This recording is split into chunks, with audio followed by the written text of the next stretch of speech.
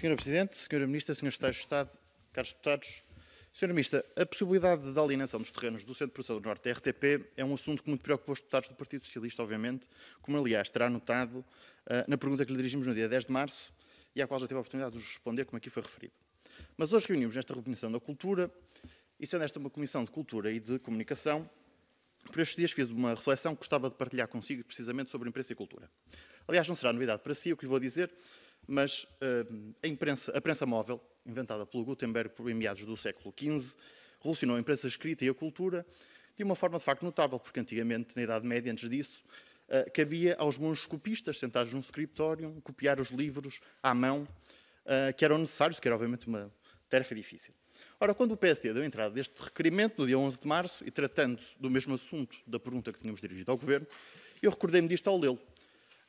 E talvez tenha sido até pela atenção dispensada pelo PSD à pergunta do Partido Socialista, como já aqui foi confirmado pelo Sr. Deputado Cancela Moura.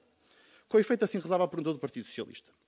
O CPN constitui um dos mais relevantes centros de produção de conteúdos radiofónicos e televisivos de Portugal e certamente o mais importante do Norte e do Centro do país. A sua preponderância na vida da região advém de ser a forma primordial de assegurar um serviço público atento à globalidade do território nacional, descentralizando a produção nacional pública de conteúdos para a rádio e televisão, e registra-se que é o único estúdio de produção televisiva dos canais jornalistas a norte de Vila Franca de Xira. E refere o requerimento do PSD.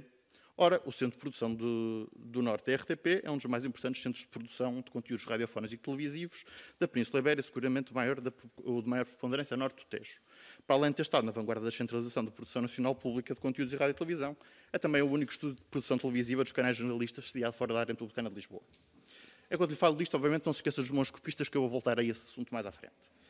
E dizia o Partido Socialista: a sua importância sente-se ainda de forma direta e indireta na economia local, ao longo destes 60 anos de existência, com a criação de emprego nas empresas fornecedoras do centro, ajudando a fomentar uma rede de produtoras de televisão e rádio, de fornecedores no domínio da eletrónica, das telecomunicações, do design e da comunicação, entre muitos outros, a partir do norte de Portugal. Refere o PSD, acresce ainda o impacto direto e indireto do CPN no crescimento da economia local e o contributo fundamental para a cultura, para a educação, desde há mais de 60 anos, através da criação de emprego, mas também gerando postos de trabalho em inúmeras empresas prestadoras de serviços, complementada pela promoção de uma rede de produtoras de televisão e rádio, blá, blá, blá, blá. Caros deputados, acho que percebemos onde é que eu quero chegar. Ora, voltando aos monges copistas, eu dei por mim a pensar numa questão que é até filosófica. Se o monge copista, durante a realização da sua tarefa, sentado no seu escritório a copiar um livro, se faria ele uma interpretação do conteúdo do livro? Ou seja, se era ele também parte do conhecimento sobre o próprio livro ou se bastava uma tarefa mecânica? É uma pergunta que eu acho que é relevante. Ora, eu não posso garantir que o requerimento do PSD tenha sido obra de um monge copista e, portanto, também não sei responder. Mas para este exercício vamos imaginar que sim. Ora, a primeira coisa que eu sei é que se um copista tivesse feito este requerimento em nome do PSD, certamente teria percebido que seria pouco cauteloso referir-se a programas como a Praça da Alegria ou o Jornal 2, ou não fossem esses exemplos de programas que, durante o governo do Partido Social Democrata, transitaram para Lisboa.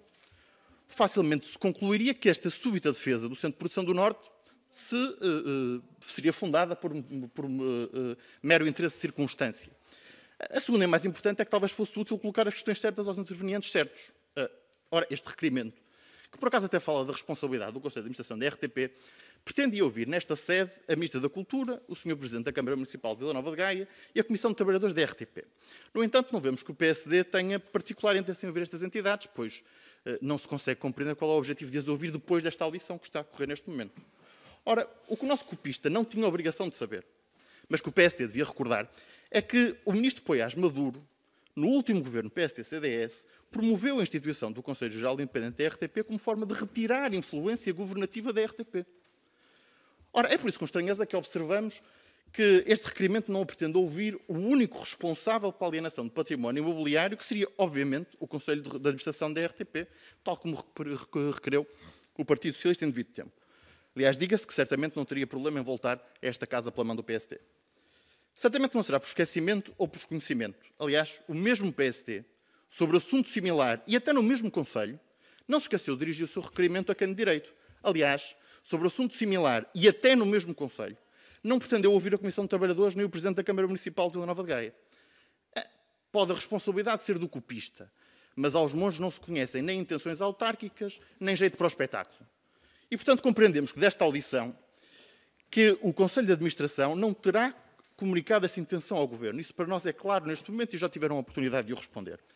Mas não tendo, portanto, esse conhecimento formal do Governo, resta-me perguntar-lhes uma coisa que me parece relativamente simples. Pode o Governo ou não pronunciar sobre a alienação de património e em que moldes? Creio que esse era um esclarecimento que seria útil. Talvez essa resposta possa, pelo menos, responder ao esforço do copista e ele não se baste à função mecânica. Muito obrigado.